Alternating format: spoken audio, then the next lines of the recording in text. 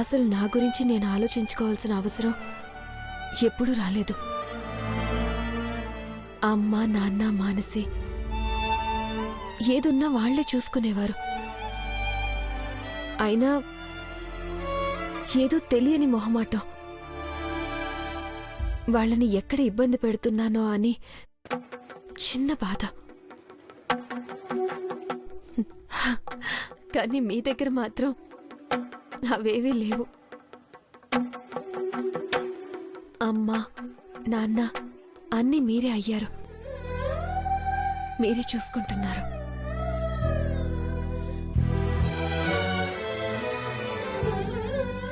అమ్మ కోసం నువ్వేం బాధపడక మృదుల. నాకెందుకు అమ్మ తప్పకుండా వస్తుందనిపిస్తుంది. అయినా నువ్వు అనుకున్నావు కదా, ఖచ్చితంగా వస్తుంది. సరే, రెస్ట్ తీసుకో. నిజంగా వస్తారా? మృదులా బేగం నిజంగా వస్తారు. సరేనా? ప్రశాంతంగా రెస్ట్ తీసుకో. Mrudula good girl.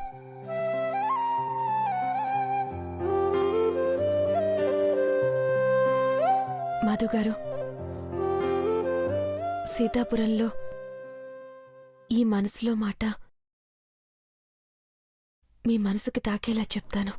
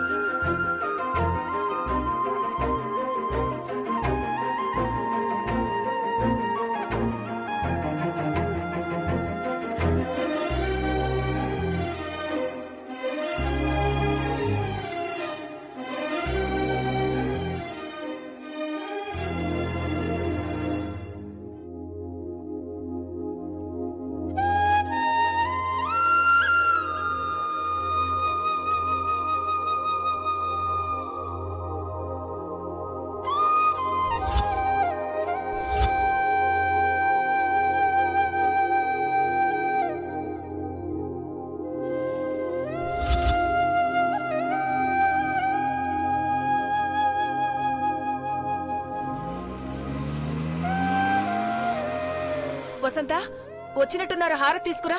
అలాగే అమ్మా.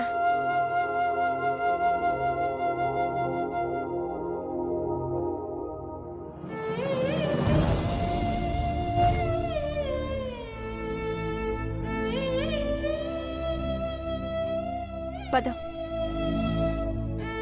నిన్న మనం అనుకున్న పనులన్నీ అయిపోయినాయి. అయిపోయానన్నా. వాళ్ళకి డబ్బులు ఇచ్చావుగా? ఇచ్చేసాను. ఏమైంది భారతి? కారు శబ్దం విని బ్రాహ్మణి వచ్చిందేమో అనుకున్నానండి.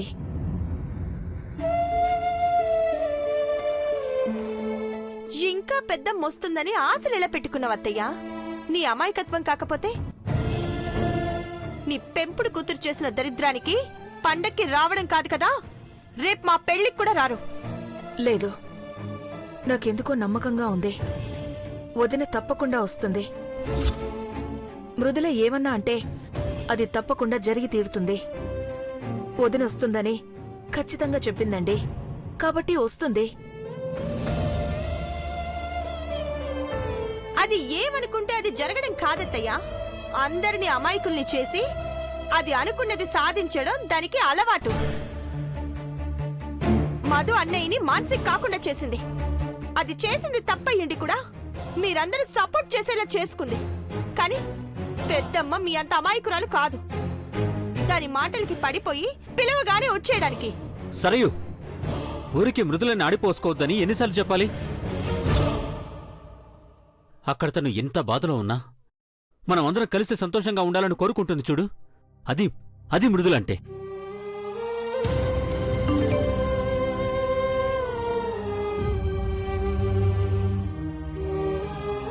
చూడు భారతి, మృదుల మీద నీకున్న నమ్మకం వమ్ము కాలేదు. తనేమన్నా అంటే నిజంగా జరిగి తీరుతుంది.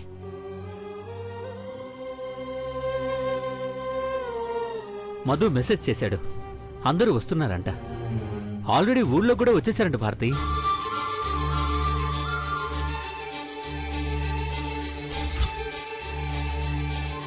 చెప్పాను కదండి, నాకు నమ్మకం ఉందండి.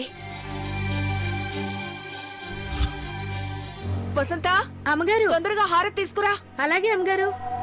గిదేంది సరియో, పొద్దున్నే అత్తని అడిగితే రానుంది కదా, మళ్ళీ వస్తాననుడేంది? కొంప తీసి ఇది అత్త మనసు కూడా మార్చేసిందా? అదే అర్థం కావడం లేదు మనసి. కానీ పెద్దమ్మ అయితే అంత ఈజీగా పడదు. అయినా ఇంత సడన్ గా మనసు మార్చుకుందంటే ఏదో మాస్టర్ ప్లాన్తోనే వస్తుందనిపిస్తుంది. కొంచెం ఓపిక పడదాం, తెలిసిపోతుందిగా.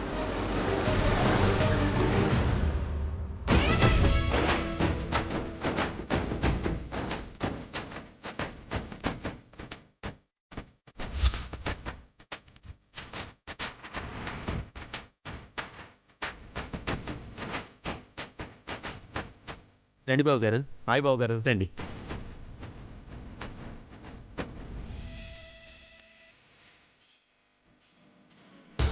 హాయ్ మావయ్య. హాయ్ రా.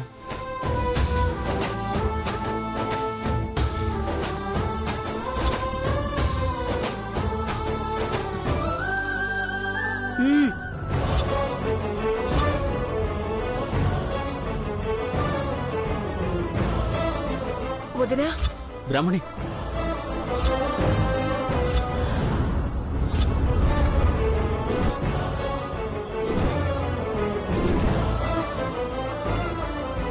వదినా, అలా పిలవగాని పలకడానికి ఇక్కడెవ్వరూ లేరు. అంత బంధమేం మిగల్చలేదు కదా.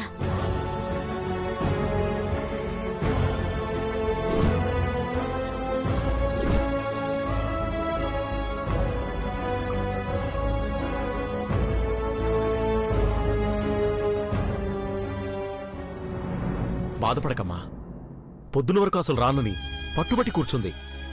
కానీ వచ్చింది కదా, అలాగే కోపం కూడా కాసేపట్లో పోతుంది. అత్తయ్య, పెద్దమ్మేమన్నా మొదటిసారి పుట్టింటికొచ్చిందా? హారతి తీసుకోవట్లేదని అంతలా బాధపడిపోతున్నారు. కొత్తగా పెళ్లి చేసుకొని మొదటిసారి అడుగు పెడుతున్నా మీ పెంపుడు కూతురు అల్లుడికి హారతివ్వండి. ఎలాగూ మీకు అదే ఇష్టం కదా.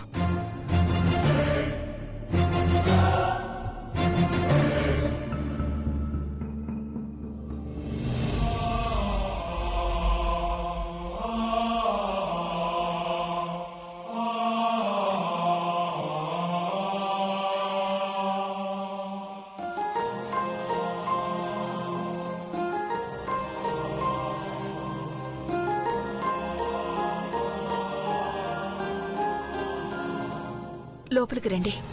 అత్త ప్లీజ్ బాధపడద్దు. అమ్మ మనసు మారుతుంది. రండి. రండి బాబు గారు.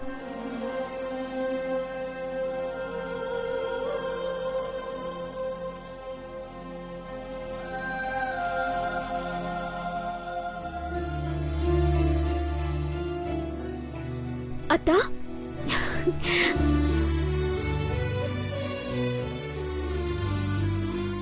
అత్తా, నేను ఈడ చూస్తానని కల్లా కూడా అనుకోలేదు. చాలా సంతోషంగా ఉందత్తా. కానీ పొద్దున నేను ఫోన్ చేసినప్పుడు రానని చెప్పినావు కదా, మళ్ళీ ఇప్పుడు వచ్చేసరికి కొంచెం భయపడినా అత్తా. భయం ఎందుకే? ఏమో అమ్మ వాళ్ళేమో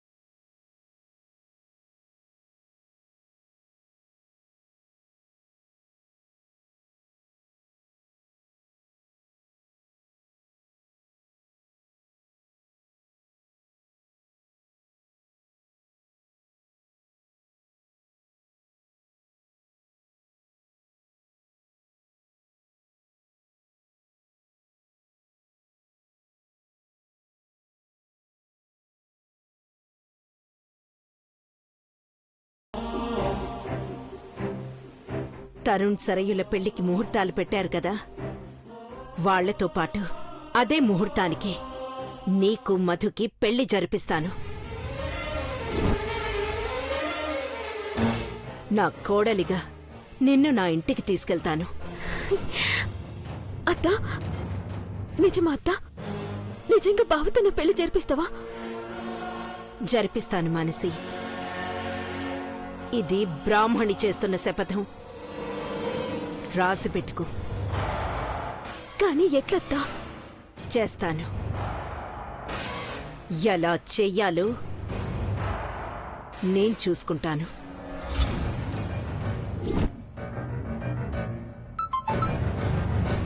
హలో, నేను బ్రాహ్మణిని మాట్లాడుతున్నాను. అమ్మగారు మీరా? చెప్పండమ్మా. సంక్రాంతికి మన ఊరొస్తున్నాను. నిజమా అమ్మగారు? ఎంత మంచి మాట చెప్పారు. ఒక్క నిమిషం అమ్మా, భారతమ్మకు ఫోన్ ఇస్తాను. ఏయ్,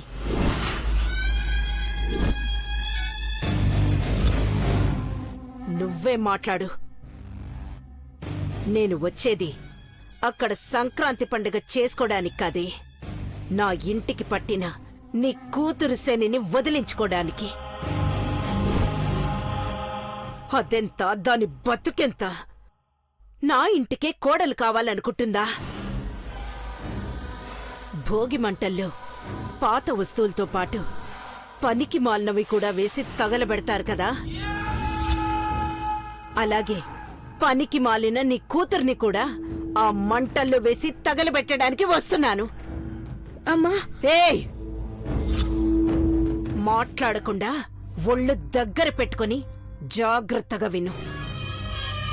పండగ నుంచి తిరిగొచ్చేటప్పుడు నా కొడుకుతో కలిసి నీ కూతురు రాకూడదు. వచ్చిందో దాని శవం నీ ఇంట్లో ఉంటుంది.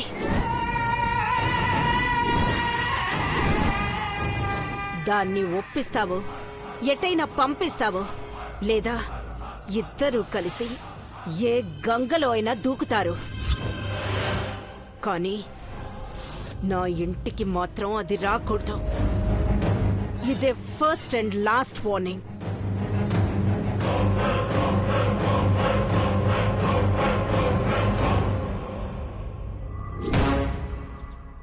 అత్తా, ఏందత్తా? ఏం ఆలోచిస్తున్నావు? నిజం చెప్పు. నిజంగా బావతో నా పెళ్ళైతుందా? అవుతుంది. మీ ఇద్దరి పెళ్లి చేయలేకపోతే ఈ అత్త ప్రాణాలతో ఉన్నా లేనట్టే. అంతా ఈ అత్త కుదిలేసి నువ్వు సంతోషంగా ఉండు. మిగతాది నేను చూసుకుంటాను. థ్యాంక్స్ అత్తా.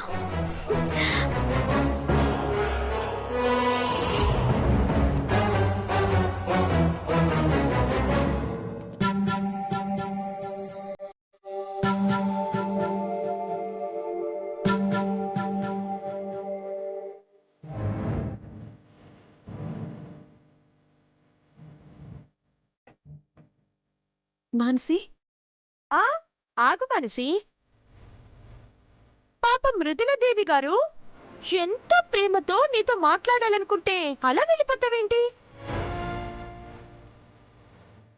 ఎంత వెన్నుపోటు పొడిస్తే మాత్రం నీ చెల్లెలే కదా, అలా పట్టించుకోకుండా వెళ్ళిపోవచ్చు. అబ్బా, అటు చూడు మనసి, సరిగ్గా చూడు.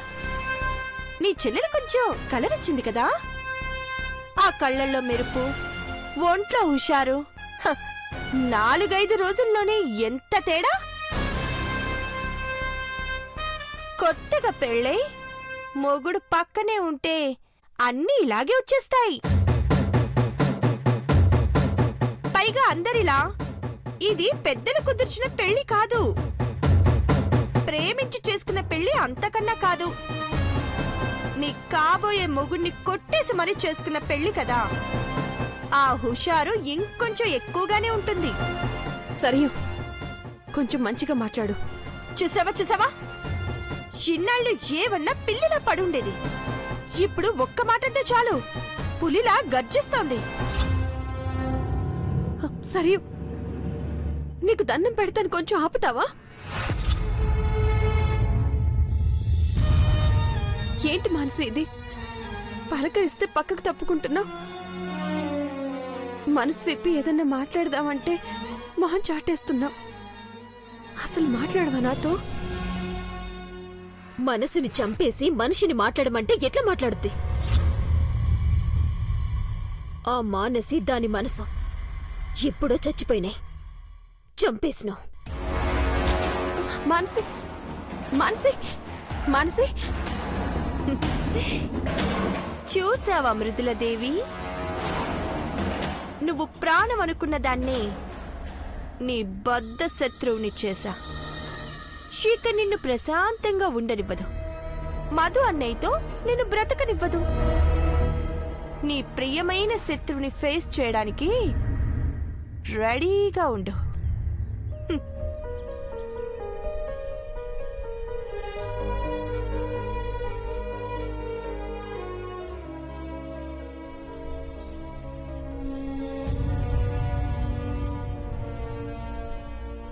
మృదులా, ఏంటి మధు గారు? ఏం చేస్తున్నావు ఇక్కడ? కాలు బాలేదు, రెస్ట్ తీసుకోమని చెప్పాను కదా.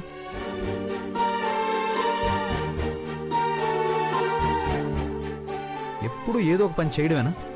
ఒక్క క్షణం కూడా కుదురుగా ఉండలేవా? ఇంకా నువ్వు టాబ్లెట్స్ కూడా వేసుకోలేదేంటి? ఏమైంది మృదులా?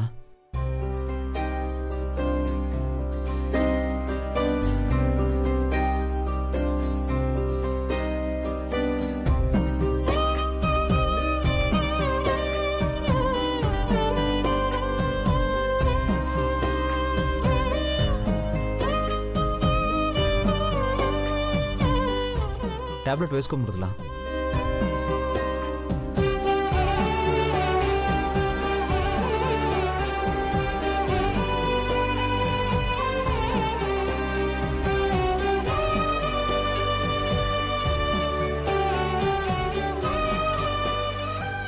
m into m equal to m square.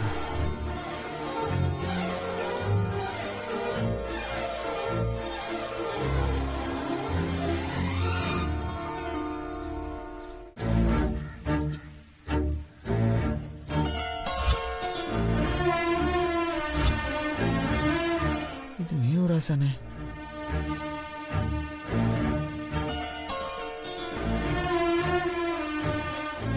మృదులా, ఇది నువ్వు రాసావా? Same to same 2 days back నేను ఎక్కడో రాశాను.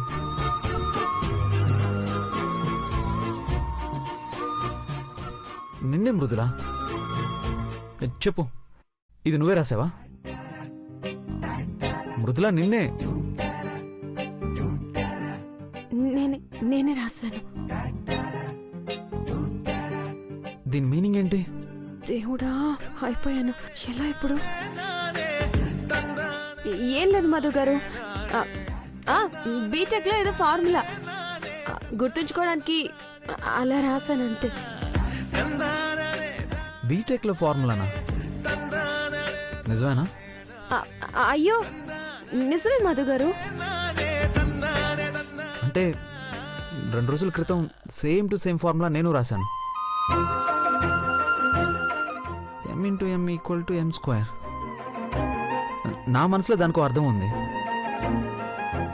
నీ మనసులో కూడా అదే అర్థం ఉందేమో తెలుసుకుందామని అడిగాను. అవునా?